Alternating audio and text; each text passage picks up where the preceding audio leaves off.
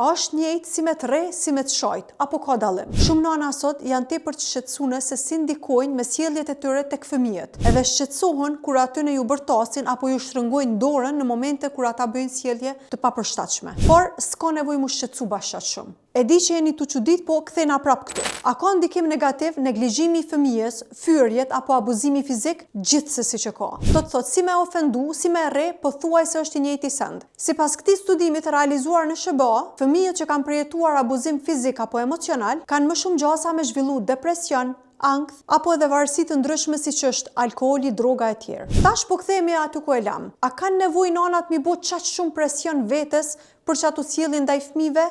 Jo. Nuk jam të thonë që duhet me abuzu me vetdije fëmin kurse si. Por nëse ka ndodhur një herë, atëherë mos u bllokon në të njëjtin vend duke e vajtut kalunën. Por këqyrte vetja si non, çka ki nevojë me përmirësu? Sepse prej presionit që ti ja bën vetes, atëherë ka shumë gjasa që e njëjta sjellje e jotja me u ripërsërit prap. S'ka njeri në tokë që rritet pa trauma, sepse trauma nuk janë ngjarjet, por janë mënyra se si individi e përjeton historinë apo ngjarjen e caktuar. Kështu që nana të dashura, fokusohuni te e tashmja, leni të kalunën se çka kombo, çka s'kombo. Sepse ka raste kur prindi tenton me e bo më të mirën për fëmijën e vet, por te fëmia nuk është ndikimi sipas qëllimit të prindit. Do të thotë është i pakënaqur, e tash çka me botin këtë rast? Kur gjo. Kështu që më rëndësi është që ti bëne më të mirën prej vetes. E lej detajet se çka ndikoj kjo e çka ndikoj ajo. Shfaqni dashni ndaj fëmijëve sa më shumë, qoftë me fjalë apo me vepra.